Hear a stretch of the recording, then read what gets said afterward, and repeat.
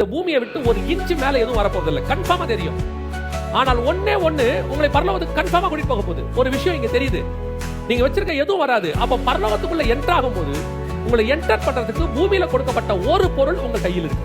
இரண்டாவது, ஆபிரகாம் கொடுக்கப்பட்ட இரண்டாவது ஆசீர்வாதம் என்ன? வாசிங்கள். ஆதியாகமத்தின் புத்தகம் 14ஆம் அதிகாரம் 18-19 வாசிங்கள். அந்த வசனம் தெளிவா சொல்லுது, அன்றியும் உன்னதமான தேவனுடைய ஆசாரியனாக இருந்த சாலமோன் ராஜாவாகிய மெல்கிசேதேக்கு அப்பமும் திராட்சரசமும் கொண்டு வந்து அவனை ஆசீர்வதித்து. இரண்டாவது ஆசீர்வாதம் என்ன? முதல்ல சொன்னாரு, உன் பேரை நான் என்ன செய்வேன்? பெருமைப்படுத்துவேன். இப்போ ஒரு பொருளை கொண்டு கையில் கொடுக்குறாரு. இப்போ ஒரு பொருளை கொண்டு கையில் கொடுத்துட்டு சொல்றாரு, ஆசீர்வாதமா இருப்பப்பா, இந்தா வச்சுக்கோ. இல்லை எலியாவை எடுத்துக்கோங்க. எலிசாவை பரமேறி போகிறதுக்கு முன்னாடி ஆசீர்வதிச்சுட்டு போனார். தாவீது சாலமோனை ஆசீர்வதிச்சுட்டு போனார். யாக்கோபு யோசேப்பை ஆசீர்வதிச்சுட்டு போனார். அந்த மாதிரி தாங்கள் போகிறதுக்கு முன்பாக ஒரு ஆசீர்வாதமான வார்த்தை சொல்லுவாங்க. கர்த்தர் உன்னை ஆசீர்வதிப்பாராக. ஈசாக்கு யாக்கோபுக்கு சொன்ன மாதிரி ஆசீர்வதிப்பாங்க. இது ஒரு வகையான ஆசீர்வாதம், இதுல மாற்று கருத்து இல்லை. இன்னொரு வகையான ஆசீர்வாதம் இருக்கு. அது என்ன தெரியுமா? அவங்களால பேச முடியாது, சில காரியங்கள் சொல்ல முடியாது. அடுத்து என்ன பண்ணுவாங்க? நம்ம கிட்ட எடுத்து ஒரு பொருளை கொடுப்பாங்க, இல்ல ஒரு டாக்குமெண்ட்டை கொடுப்பாங்க, இல்ல நம்ம கிட்ட சொல்லுவாங்க, எப்பா இந்த மாதிரி ஒரு பீரோல ஒரு இடத்துல இப்படி ஒரு பொக்கிஷம் வச்சிருக்கேன், புதையல் வச்சிருக்கேன், இதை எடுத்துக்கோப்பா அப்படின்னு சொல்லி அவங்க ஆசீர்வாதம்ன்ற வார்த்தையை சொல்லாவிட்டாலும் ஆசீர்வாதமான ஒரு காரியத்தை கொடுத்து விட்டு போவார்கள். இது எங்க அப்பா எனக்கு கொடுத்தது, அதனால தான் நான் முன்னேறி இந்த அளவுக்கு வந்தேன். ஒரு காரியம் இருக்குல்ல, கொடுக்கறதுன்னு இருக்கு. ரெண்டாவது, இதுதான் இப்ப ரெண்டாவது ஆசீர்வாதம் ஆபிரகாமுக்கு வருது.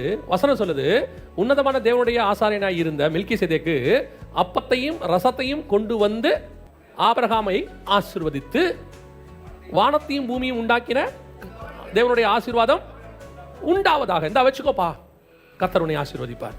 இப்போ ஆசீர்வாதங்கிற வார்த்தை இருக்கு, ஆனா அந்த இடத்துல பேரை பெருமைப்படுத்துவேன்னு சொன்னாரு. இங்க ஒண்ணு சொல்ல, இந்த வச்சுக்கோ அப்படின்னு சொல்லி கொடுத்துட்டு சொல்றாரு. என்னது? அப்பமும் ரசமும். இதுல என்னங்க ஆசீர்வாதம் இருக்கு? அப்பமும் ரசமும் கொடுத்தாரு. என்ன பண்ணிருப்பாரு? அப்பத்தை வாங்கி சாப்பிட்டுட்டு ரசத்தை குடிச்சிருப்பாரு. அந்த ஒரு 10 செகண்ட்ல எல்லாம் முடிஞ்சிருச்சு. அவ்வளவுதான். இது ஆசீர்வாதமா அப்படின்னா அதல்ல. இப்ப நீங்க இந்த வசனத்துக்கு வந்துடணும். இப்ப இந்த ஆசீர்வாதம் அடுத்து ஈசாக்குக்கு போச்சா? அப்பமும் ரசமும் ஈசாக்குக்கு போச்சா? போகல. அப்பமும் ரசமும் யாக்கோபுக்கு போச்சா? போகல. அப்பமும் ரசமும் யோசேப்புக்கு போச்சா? இல்ல. அதுக்கப்புறம் அந்த சந்ததி யாருக்குமே என்ன செய்யல, அப்பமும் ரசமும் போச்சுன்னு தெரியாது. ஆனா நியாயப்பிரமாணத்துல அவருடைய மறைபொருள் இருக்கு. ஆனா பிரமாணம் மாறி இவங்க எல்லாரும் நியாயப்பிரமாணத்துக்குள்ள வந்துட்டாங்க, விருத்த சேதனத்துக்குள்ள வந்துட்டாங்க. இந்த அப்பமும் ரசமும் அடுத்து, இப்ப நீங்க அந்த வசனத்தை மறந்துடக்கூடாது. கலாத்தியர், ஆபிரகாமுக்கு உண்டான ஆசீர்வாதம் இயேசு கிறிஸ்துவின் வழியாக புறஜாதிக்கு வரும்படி இந்த அப்பமும் ரசமும் என்கிற ஆசீர்வாதம், அதனால் வரக்கூடிய ஆசீர்வாதம். அவன் அப்பரஸ்தே அப்பயே வயலப்பட்டான். ஆனால் அதுக்கு பின்னாடி இருக்கிற ஒரு ஆசீர்வாதம் இயேசுவின் வழியாக புறஜாதியார் நமக்கு வரும்படி. இப்ப என்ன ஆசீர்வாதம்? அப்பமும் ரசமும், கம்யூனியன். இது ஒரு உடன்படிக்கை. இந்த உடன்படிக்கை வாக்கு தத்தங்கள் எல்லாம் யாருக்குரியதுன்னு வசனம் சொல்லுது? மூத்த சகோதரராகிய இஸ்ரவேலுக்குரியதே. வாசிங்க, ரோமர் 9:4-5. அவர்கள் இஸ்ரவேலரே, புத்திர சுவிகாரமும் மகிமையும் உடன்படிக்கைகளும் நியாயப்பிரமாணமும் தேவாராதனையும் வாக்குத்தத்தங்களும் அவர்களுடையவைகளே.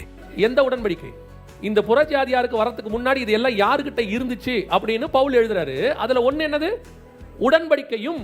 எந்த உடன்படிக்கை அப்படின்னு கேட்டீங்கன்னா, ஆபிரகாமு கிட்ட அப்பமும் ரசமும் கொண்டு வந்து கொடுத்த உடன்படிக்கை. அது யாருக்குரியது? இஸ்ரவேலுக்குரியது. ஆனால் அது இயேசுவின் வழியாக புறஜாதியார் நம்ம கைக்கு வந்துருச்சு. அவங்க கைக்கு போகல. அது போகாம அந்த உடன்படிக்கை நம்ம கைக்கு வந்துருச்சு. இந்த உடன்படிக்கையில என்ன ஆசீர்வாதம் இருக்கு? இதுக்கு முன் இதுல என்ன ஆசீர்வாதம் ஆண்டவர் வச்சிருக்காரு அப்படின்னு கேட்டீங்கன்னு சொன்னா, எபிரேயர் 10:19-20 வாசி.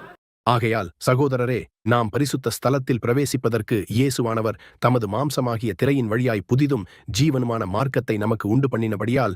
உங்க கையில் இருக்கிற அப்பம் என்னது? ஆதாமில இருந்து ஆபிரகாம் வரைக்கும் பரலோகத்துக்கு போறதுக்கு வழி இல்ல, உள்ள என்ட்ராக முடியாது. Door close. எந்த டோர் க்ளோஸ்? ஏதேனிலே தோட்டத்தை விட்டு வெளியே அமிச்சிட்டு வாசல்ல காவல்காரனை போட்டார் ஆண்டவர். யாரும் உள்ள போக கூடாது சொல்லிட்டாரு, சீல் பண்ணிட்டாரு. அந்த தோட்டத்துக்குள்ள போகிறதுக்கான வழி புதிதும் ஜீவனுமான மார்க்கம். ஏன்னா அது உள்ளதான் ஜீவ விருட்சம் இருக்கு. அதை சாப்பிட்டா தான் நித்திய ஜீவன் கிடைக்கும். அதுக்கு போறதுக்கான வழிக்கான டோக்கன் கையில கிடைச்சிருச்சு. அந்த டோக்கன் யாருக்கிட்ட வந்து சேர்ந்துருச்சு? ஆபிரகாம்கிட்ட வந்து சேர்ந்துருச்சு. இப்போ இந்த டோக்கன், இந்த அப்பம் இயேசு கிறிஸ்துவின் வழியாய் புறஜாதியராக நமக்கு கிடைத்திருக்கிறது. என்ன ஆசீர்வாதம் பாருங்களேன். இப்போ என்ன ஒரு பெரிய கொடுமைன்னு கேட்டீங்கன்னா, இந்த ஆசீர்வாதம் இஸ்ரவேலுக்கு கிடைக்கலையாமா. அவங்க கிட்ட தான் வந்திருக்கணும்.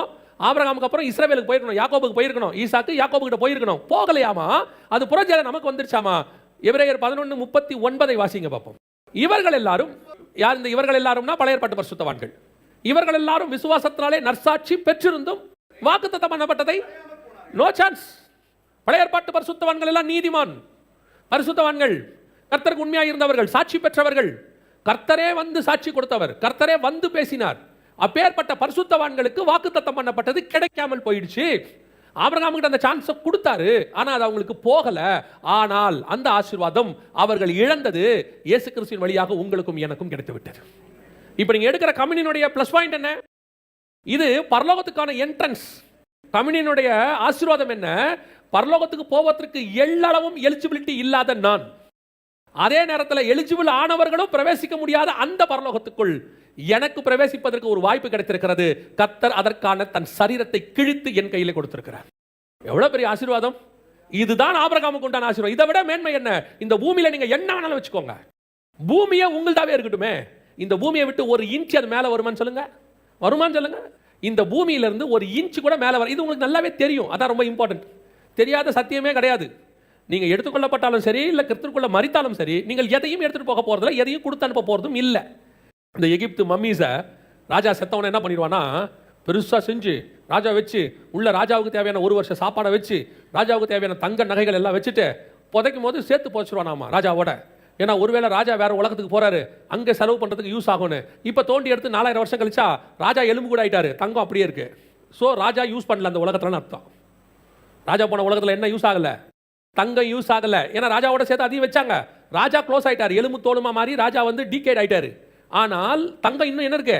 அப்படி அதோட இன்னொரு அர்த்தம் என்னன்னா, இது எதுவும் இந்த பூமியை விட்டு மேலே போகவே இல்லை, எதுவும் போகாது. இது நல்லா தெரியும். இது எதுவும் கூட வரப்போறதுல நமக்கு நல்லா தெரியும். வருக வந்தாலும் வராது, கூட வராது, அதே நேரத்தில் மரிச்சாலும் வராது. இந்த பூமியை விட்டு ஒரு இன்ச்சு மேலே எதுவும் வரப்போறது இல்லை, கன்ஃபார்மா தெரியும். ஆனால் ஒன்னே ஒன்று உங்களை பரலோகத்துக்கு கன்ஃபார்மா கூட்டிட்டு போக போகுது. ஒரு விஷயம் இங்கே தெரியுது, நீங்க வச்சிருக்க எதுவும் வராது. அப்போ பரலோகத்துக்குள்ள என்டர் ஆகும் போது உங்களை என்டர் பண்றதுக்கு பூமியில கொடுக்கப்பட்ட ஒரு பொருள் உங்கள் கையில் இருக்கிறது. அது அப்போ கையில் இருக்கு. இதை கையில் வச்சிருக்கிற உங்களுக்கு மட்டும்தான் ஹெவனுக்கான டோர் ஓப்பன் ஆகும். இது வந்து ஒரு பாஸ்வேர்டு மாதிரி, இது வந்து ஒரு கீ மாதிரி, இது ஒரு தம்பு இம்ப்ரெஷன் மாதிரி. போய் வச்ச உடனே ஓப்பன் ஆகும் ஹெவன். அந்த சரீரம் என்கிற திரைச்சீலையின் வழியாக புதிதும் ஜீவனுமான மார்க்கத்தை உண்டு பண்ணினபடியினால், the new way, eternal way, அது உள்ள நுழையத்துக்கு கையில் அப்பம் இருக்கு.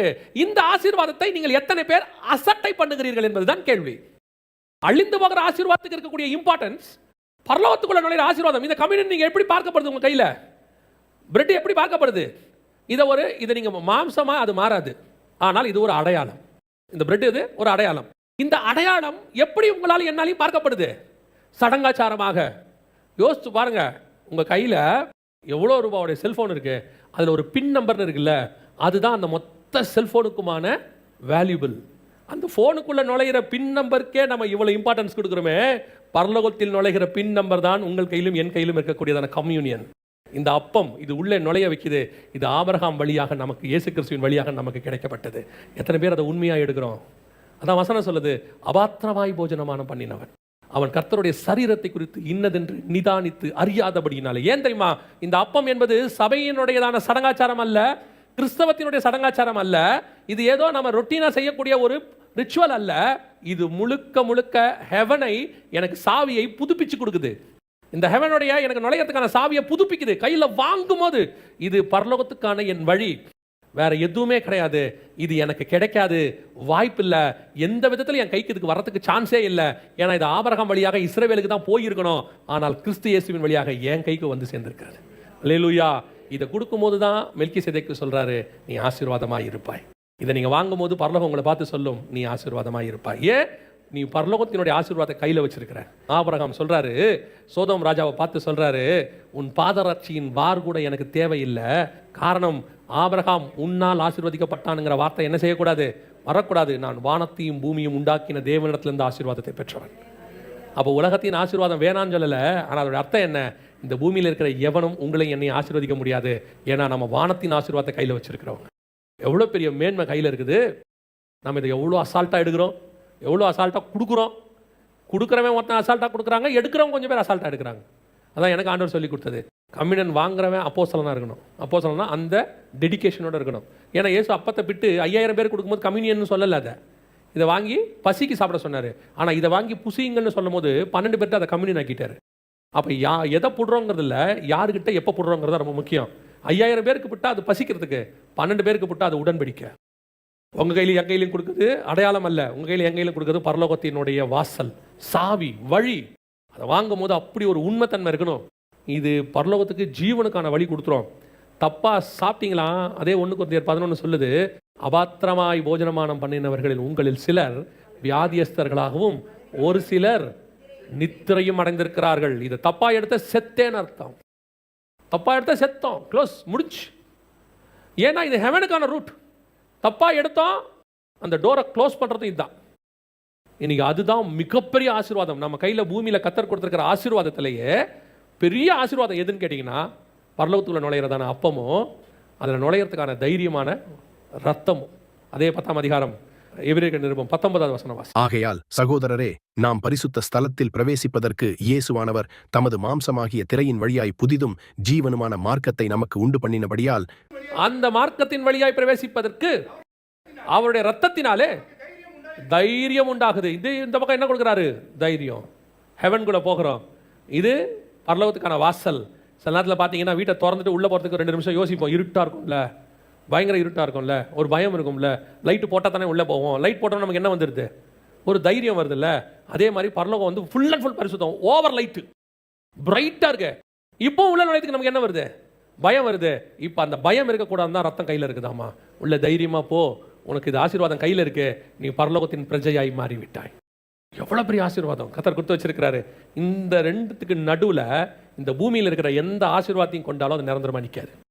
இதை தெரிஞ்சதுனால தான் ஆபிரகாம் சொல்றாரு, நீ என்னை ஐஸ்வர்யனாக்கின என்று சொல்லாதபடிக்கு உன் பாதரட்சியின் வாரை கூட நான் தொட மாட்டேன். ஏன்? நீ வச்சிருக்கிற எல்லாத்த விட மேன்மையான ஆசீர்வாதம் என் கையில் இருக்குடா, நான் வச்சிருக்கேன். இதுதான் பரலோகத்துக்கே என்னை கூட்டிகிட்டு போயிடும். நீ வச்சிருக்கிற ஆசீர்வாதம் ஒருவேளை உன்னை நரகத்துக்கு கூட்டு போகிறதுக்கு வாய்ப்பு இருக்கு. நம்ம பணம் தப்பாக ஹேண்டில் பண்ணாட்டி நம்ம நரகத்துக்கு கூட்டு போயிடும். நம்ம வச்சிருக்கிற பொருள் தப்பாக ஹேண்டில் பண்ணோம்னா நம்ம நரகத்துக்கு கூட்டு போயிடும். ஆனால் இந்த கம்யூனியன் நம்மளை பரலோகத்துக்கு கூட்டிகிட்டு போகுது. அல்லேலூயா.